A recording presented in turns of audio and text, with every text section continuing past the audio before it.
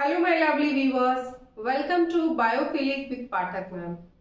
Sexual reproduction in flowering plants, ये chapter हम लोग पढ़ रहे हैं और इसके 5 वीडियोस कंप्लीट हो चुके हैं। अगर आपने पिछले वीडियोस नहीं देखे हैं तो प्लीज जाके देखिए। आज हमारा 6 लेक्चर है और 6 लेक्चर में हम लोग पॉलन ग्रेन पढ़ेंगे और पॉलन ग्रेन का आपका एक्सटर्नल स्ट्रक्चर हो चुका है। आज हमारा फोकस रहेगा उसके इंटरनल स्ट्रक्चर पे कि कैसे पॉलन ग्रेन मैच्योर होता है। तो चलिए स्टार्ट करते हैं। इमैच्योर मेल गैमेटोफाइट होता है आपका पॉलन ग्रेन, ठीक है। ये मैंने आपको लास्ट वीडियो में बताया था कि पॉलन ग्रेन जो है वो मेल गैमेटोफाइट है। मेल गैमेटोफाइट का क्या मतलब हुआ? गैमेटोफाइट, मैंने आपको लास्ट वीडियो में इस चीज को बताया था कि आपको कैसे पहचानना है स्पोरोफाइट का क्या मीन्स है और गैमेटोफाइट का क्या मीन्स है। गैमेटोफाइट, गैमीट वर्ड स्टार्टिंग में आपको आ रहा है तो आप गैमीट को पकड़िए और समझ लीजिए कि जिससे हमें गैमीट मिलना है बेसिकली उसी को हम गैमेटोफाइट कंडीशन कहते हैं। तो पॉलन ग्रेन से ही हमें गैमीट मिलना है, मेल गैमीट, तो इसीलिए हम इसको मेल गैमेटोफाइट कहते हैं, ठीक है। When you touch hibiscus or any other flower, you would find yellowish powdery pollen grain on your fingers. Normally ऐसा होता है, अगर जैसे कोई बड़ा फूल लीजिए, छोटे फूलों में तो पता ही नहीं चलेगा, लीजिए तो उसमें आप वो पोर्शन टच करिए, खासकर जहाँ पे जैसे आप एक गुड़हल का फूल ले लीजिए जिसको हिबिस्कस कहते हैं, नॉर्मली ये हमारे अराउंड मिल जाएगा, तो उसको आप लीजिए और उसको आप जब हाथ पे लेके उसका वो पोर्शन टच करेंगे ना जहाँ पे बहुत सारी छोटी छोटी वो होती हैं जिनको स्टिग्मा बोलते हैं और आपका वो क्या कहते हैं एंथर्स जो होते हैं स्टेमन पार्ट, वो टच करिए तो आपको ऐसे टच करेंगे ना तो येलो येलो कलर का स्मूथ सा पाउडरी सब्सटेंस मिलेगा।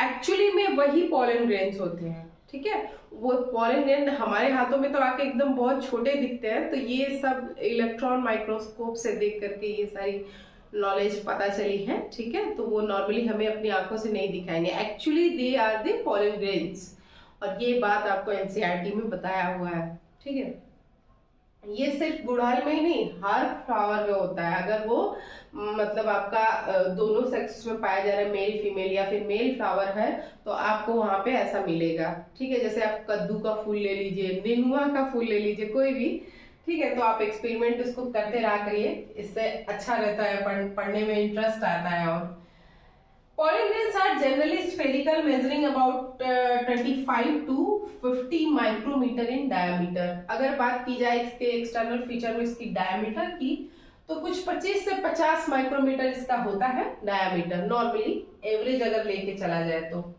अब यहाँ पे एक इंपॉर्टेंट चीज ये है कि स्टडी ऑफ पॉलन ग्रेन क्या कहलाता है? पैलिनोलॉजी, ठीक है। पैलिनोलॉजी अगर आ जाए तो समझ जाइए कि पॉलन ग्रेन के स्टडी की बात कर रहा है, ओके। तो चलिए प्रोसीड करते हैं।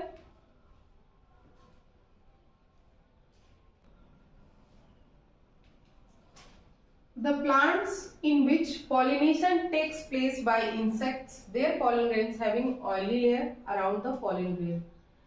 देखिए इसके जस्ट बाद जब आप पढ़ेंगे फीमेल गैमेटोफाइट, वो पढ़ लेंगे, उसके बाद आप पढ़ेंगे पॉलिनेशन क्या होता है ना। ये सभी क्या किस में आएंगे? प्री फर्टिलाइजेशन इवेंट में आते हैं। तो बेसिकली पॉलिनेशन आपका होता है, ये पॉलन ग्रेन जब आपका बन जाएगा मेल गैमेट, तो इसको कैसे फीमेल तक पहुंचाया जाए, यानी कि process of pollen grain reach to stigma, मतलब कि कैसे वो स्टिग्मा तक पहुंचता है ना, लैंडिंग ऑन द स्टिग्मा, ऐसा करके एनसीईआरटी में लिखा हुआ है। तो वो पॉलिनेशन मोस्टली अगर बात करें डाइकॉट की, तो वो कैसे होता है? आपका इंसेक्ट के थ्रू ज्यादातर होता है ना।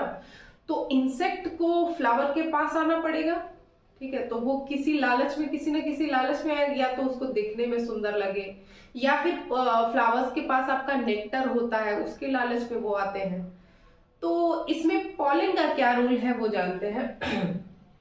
अब जब प्लांट के पास इंसेक्ट आएगा तो उसके पैरों में क्या होता है ना, पॉलन चिपक जाते हैं, और फिर वही फ्लावर जाके जब सॉरी वही इंसेक्ट जाके जब फीमेल फ्लावर पे बैठता है तो उसके पैरों में जो पॉलन चिपके रहते हैं वो जाके उसके स्टिग्मा पे लैंड हो जाते हैं। यहाँ पे कोई ना कोई मीडियम चाहिए लैंडिंग के लिए, क्योंकि ना तो फीमेल वाला जो गैमीट है ना तो वो मोटाइल है और ना मेल वाला मोटाइल है, तो एक मीडियम चाहिए। उन्हीं मीडियम को हम पॉलिनेटर्स कहते हैं। इसी चैप्टर में आगे दिया हुआ है, हम उसको जानेंगे। तो अभी ये देखते हैं। तो क्या होता है कि ये ऑयली होता है जो पॉलन ग्रेन होता है, अगर बात करें इनकी, जिनमें इंसेक्ट पॉलिनेशन होता है। और अगर विंड वाले में देखने जाएंगे तो वहां पे लाइट होगा और बिल्कुल भी स्टिकी नहीं होगा। यहाँ पे स्टिकी भी होता है और ऑयली भी होता है। It is called pollen kit. तो ये पॉलन किट जो आपका एक टर्म है, ठीक है। और यहाँ पे इंसेक्ट वर्ड को भी हम हाईलाइट करेंगे कि सिर्फ उन्हीं में ऐसा कैरेक्टर पाया जाता है जो कि इंसेक्ट के थ्रू पॉलिनेशन जिन प्लांट्स में होता है, उन्हीं फ्लावर्स में ये कंडीशन होती है, ठीक है। तो composed of lipid and carotenoids, ये इनका स्टिकी नेचर या फिर पॉलन किट बनाने वाले जो फीचर है वो किससे मिलके जो पॉलन बने होते हैं वो लिपिड और कैरोटिनॉइड से बने होते हैं। कैरोटिनॉइड आप जानते होंगे कि पिगमेंट है, जैसे कि गाजर वगैरह में पाया जाता है, जिससे उसका रंग नारंगी होता है, ठीक है। फिर बात करें अगर फंक्शन ऑफ पॉलन किट। अब यहाँ पे एक पॉलन किट वर्ड आया है, अक्सर आप किसी को पढ़ाते सुनते होंगे तो कहता है पॉलन किट बनाने में हेल्प करता है, पॉलन किट बनाने में हेल्प करता है। तो पॉलन किट क्या होता है, उसका क्या काम होता है, तो जानते हैं। देखिए, सबसे पहले तो oily layer protects the pollen from harmful surface to attach from, अरे यहाँ पे मैं भूल गई हूँ, फ्रॉम हार्मफुल यूवी रेज होगा, सॉरी मैं भूल गई इसको लिखना, हार्मफुल यूवी रेज, ठीक है। फिर यहां से सेकेंड पॉइंट हो जाएगा आपका। जैसा कि देख रहे हो कि फ्लावर जो है वो डायरेक्ट सन के कांटेक्ट में है। अब फ्लावर में ही पॉलन ग्रेन है, तो पॉलन ग्रेन का जो आपका आउटर सरफेस होता है उस पे ऐसे जो ऑयली कवरिंग होती है वो क्या करती है, उसको हार्मफुल यूवी रेज, क्योंकि आप जानते हैं यूवी रेज कितनी खतरनाक होती है, तो वो जो ऑयली कवरिंग है वो उसको उस यूवी रेज से बचाती है, प्रोटेक्ट करती है, ठीक है। दूसरा चीज, सरफेस हेल्प्स टू, और यही oily surface helps to attach with insects. अब यही जो, अगर ये ऑयली या चिपचिपा नहीं होता तो उनके पैरों में कैसे चिपकता है, ड्राई होता तो वहीं पे झड़ जाता ना। तो ऑयली होने के नाते ये उनके पैरों में आसानी से क्या हो जाते हैं, स्टिक हो जाते हैं, ठीक है। थर्ड पॉइंट अगर देखें तो yellow colour attracts the insect. जो कलर आपके गहरे चमकीले रंग के होते हैं ना, उनकी तरफ जो इंसेक्ट होते हैं वो जो आपका अट्रैक्ट होते हैं। तो येलो वन ऑफ देम है। येलो कलर आपका दूर से ही दिखता है और काफी चमकीला होता है, तो इसी वजह से उसको येलो कलर दिया गया है पॉलिन को, ताकि वो अट्रैक्ट करे इंसेक्ट को, इंसेक्ट आके उस पर बैठे और पॉलिनेशन प्रोसेस कंप्लीट हो जाए। तो ये एक एग्जाम्पल है आपका कैप्सुला का, ठीक है। यहां से अब हम पढ़ेंगे इंटरनल स्ट्रक्चर ऑफ पॉलिन, और उसमें आपका वो डायग्राम बनेगा। हम आपको बताते हैं शायद 1.3 है एनसीईआरटी में वो डायग्राम। अभी जब बनेगा आपको समझाएंगे तो आपको समझ आ जाएगा।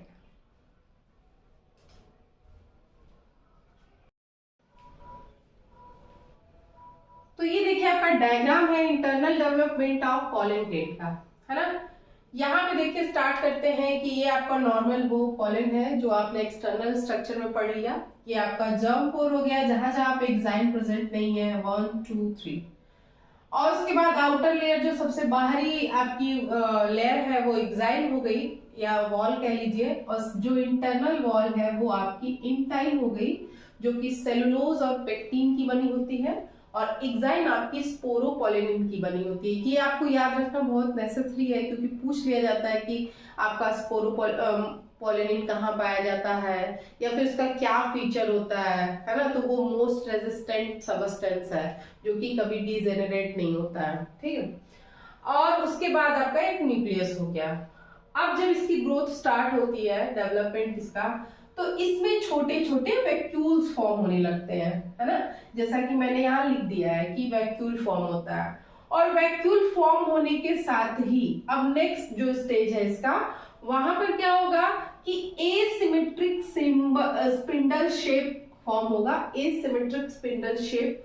और उसी के साथ ये जो आपकी न्यूक्लियस है उसमें आपका एसिमेट्रिक माइटोसिस होगा। यहाँ पे एसिमेट्रिक वर्ड इसलिए यूज हो रहा है क्योंकि जो डिवीजन हो रहा है वो अनइक्वल डिवीजन होगा। कभी भी जब माइटोसिस होती है तो क्रोमोसोम नंबर में या शेप में, साइज में कहीं पे कोई डिफरेंस नहीं आता है। एज इट इज जो जैसी मदर सेल होती है वैसे ही डॉटर सेल बनती है, लेकिन यहाँ पे अनइक्वल डिवीजन होगा, एक छोटी सेल बनेगी और एक बड़ी सेल बनेगी, इसीलिए एसिमेट्रिक वर्ड यूज हुआ है। और स्पिंडल क्या फॉर्म होगा वो नेक्स्ट स्टेज में देखते हैं। ये देखिए, ये आपका नेक्स्ट वाला हो गया। यहाँ ये देखिए स्पिंडल फॉर्म हो रहा है, तो ये कुछ इस तरीके से मान लेते हैं, ये स्पिंडल शेप, ऐसा ही एनसीईआरटी में दिया हुआ है।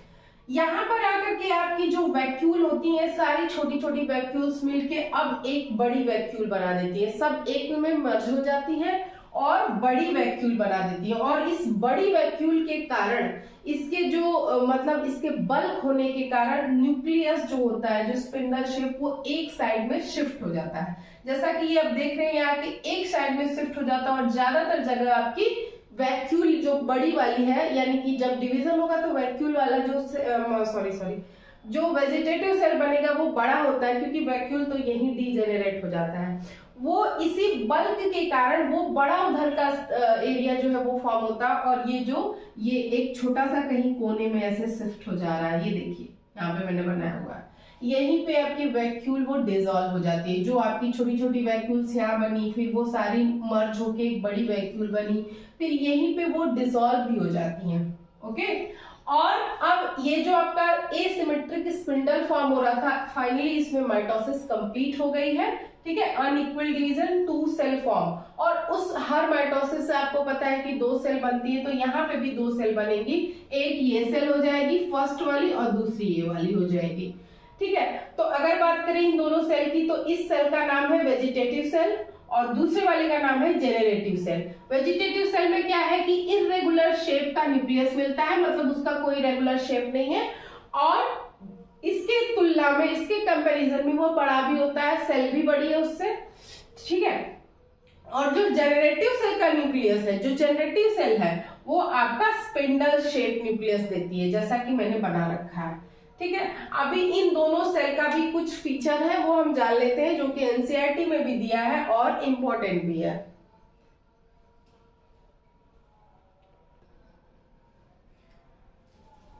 Vegetative cell is bigger, has abundant food reserve and a large irregular shaped nucleus.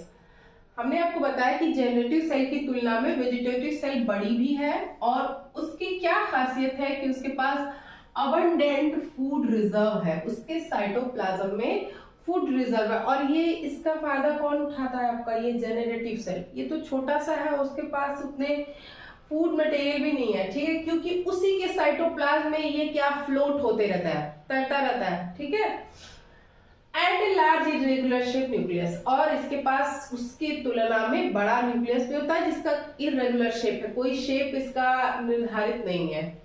Generative cell is small and floats in the cytoplasm of vegetative cell. जैसा कि अभी मैंने बताया कि उसके साइटोप्लाज्म में फ्लोट होते रहता है, तैरते रहता है। ठीक है, लेकिन ध्यान रखिएगा कि 2 सेल है ये, भले से आपका मतलब एक ही वॉल के अंदर है, लेकिन 2 सेल है। Spindle shaped with dense cytoplasm and A nucleus. अगर बात करें इसकी जेनरेटिव सेल की, तो इसका जो न्यूक्लियस है वो स्पिंडल शेप होगा, और साइटोप्लाज्म इसका डेंस टाइप का है ना, डेंस मतलब गाढ़ा, और एंड ए न्यूक्लियस, और एक छोटा न्यूक्लियस है। ठीक है, इसी न्यूक्लियस से बाद में आपके 2 मेल गैमीट बनते हैं। इसका नाम ही है जेनरेटिव, तो कुछ ना कुछ जेनरेट करेगा आगे जाके। 2 न्यूक्लियस बनते हैं। अब यहाँ पे मोस्ट इंपॉर्टेंट बात जो ध्यान रखने वाली है वो ये है कि ये जो जेनरेटिव सेल जेनरेटिव सेल या न्यूक्लियस जो 2 मेल गैमीट बना रही है, न्यूक्लियस का ही जो आपका माइटोसिस होगा और 2 मेल गैमीट बनेंगे। तो यहाँ पर यह याद रखना है, एनसीईआरटी में यह बात लिखा हुआ है कि 60% जो होते हैं आपके पॉलन ग्रेन्स, 60% पॉलन ग्रेन में इसी स्टेज पे, यानी 2 सेल स्टेज, 2 सेल स्टेज पे ही डेhiscence हो जाता है। डेhiscence मतलब फटकर बाहर आ जाना। पॉलन ग्रेन्स आपका इन्वायरमेंट में फैल जाएंगे, ठीक है, जो भी उनका मीडियम है उसके थ्रू उनका पॉलिनेशन होगा। तो वो इसी 60% वाले 60% में ऐसा होता है कि 2 सेल स्टेज पे हो जाता है, शेड ऑफ होना बोलते हैं उसको। और आपका बाकी के जो रिमेनिंग 40% है, एनसीईआरटी में ओनली रिमेनिंग लिख दिया है, तो 100 में से 60 माइनस किया 40% बचा।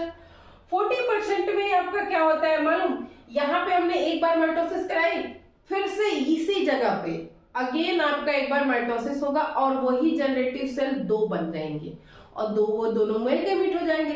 तो कितने सेल हो गए, एक वेजिटेटिव वाला और 2 माइटोसिस के बाद बने, तो कितने हो जाएंगे, 3 सेल स्टेज, 3 सेल स्टेज, ठीक है। माइटोसिस इस 60% वाले में भी होती है, लेकिन यह कब होती है, जब यह पहुंचता है फीमेल के स्टिग्मा पे। जैसे ही स्टिग्मा पे पहुंचेगा वहां पे तुरंत इसकी माइटोसिस पहले होती है। आपको इस चैप्टर में ये बात पढ़ना है। वहां पे पहले इसकी माइटोसिस होगी और फिर से वहां पे भी 3 सेल हो जाएगा। लेकिन यहाँ पे डिफरेंस इस बात का है कि 60% में डेhiscence या शेड ऑफ जो है वो आपका 2 सेल स्टेज पे होता है और रिमेनिंग 40% में आपका 3 सेल स्टेज पे होगा, ठीक है। अब आपका हमारा नेक्स्ट टॉपिक हो जाएगा पॉलन एलर्जी, कि किन किन प्लांट से पॉलन एलर्जी काज होती है, एलर्जी। और उसके बाद हमारा पॉलन प्रोडक्ट्स पढ़ना है। ये बहुत छोटे से टॉपिक है, जल्दी कवर हो जाएंगे। फिर हमारा स्टार्ट होगा फीमेल पोर्शन, ठीक है। तो आज का वीडियो यही खत्म करते हैं। आपको कैसा लगा प्लीज कमेंट सेक्शन में जरूर बताइए, और अगर अच्छा लगा वीडियो तो लाइक कीजिए और चैनल को बिना सब्सक्राइब किए हुए मत जाइए। Thank you so much for watching. आपने वीडियो यहाँ तक देखा उसके लिए थैंक यू।